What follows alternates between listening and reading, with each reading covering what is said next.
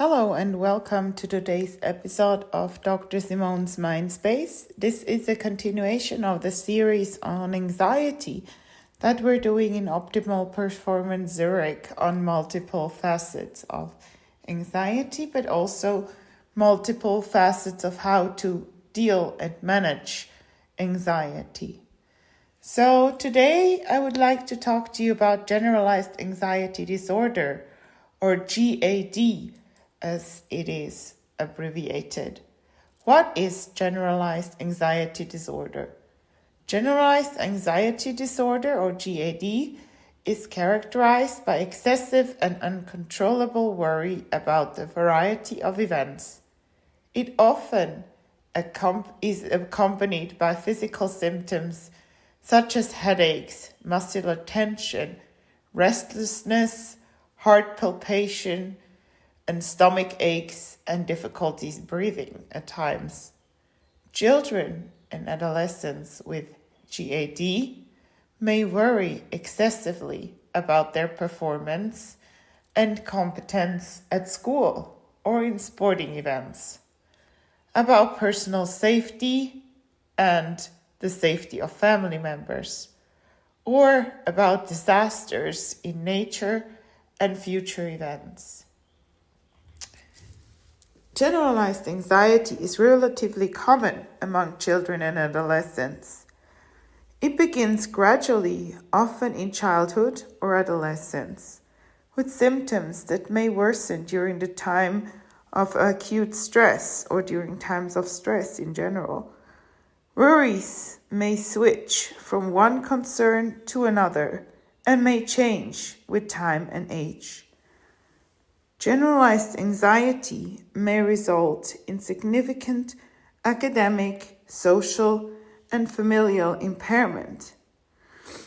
If left untreated, the disorder may become chronic and predictive of adulthood anxiety and depression.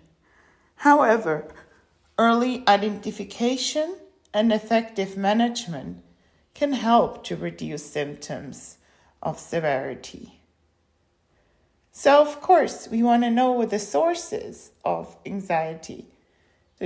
We want to know the source of generalized anxiety, as with many other mental health conditions.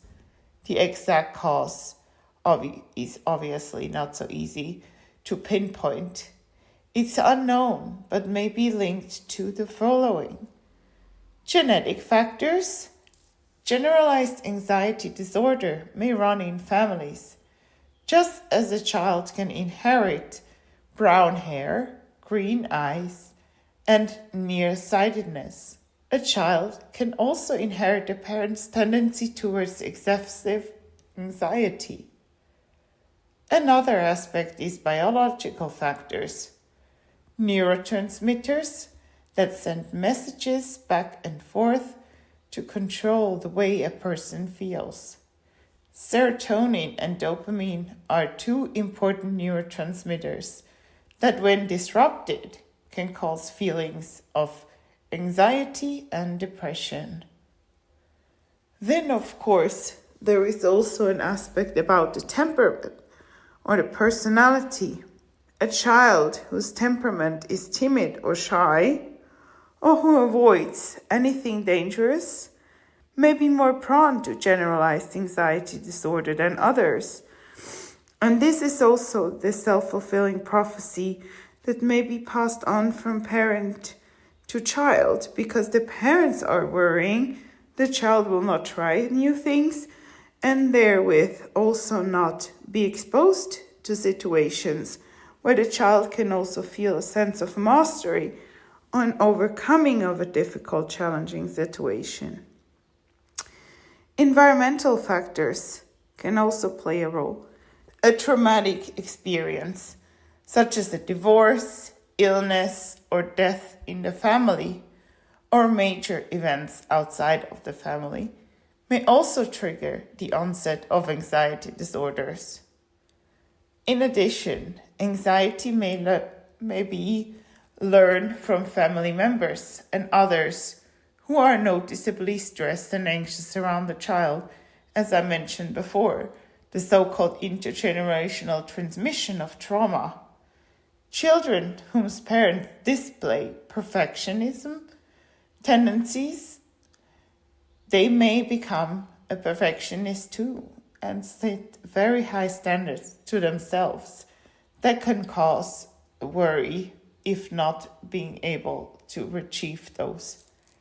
So that's all for this short introduction to generalized anxiety disorder. Thank you very much for listening, and I wish you all a wonderful day from this rainy, then sunny, April-like May weather. Take care and talk soon. Bye.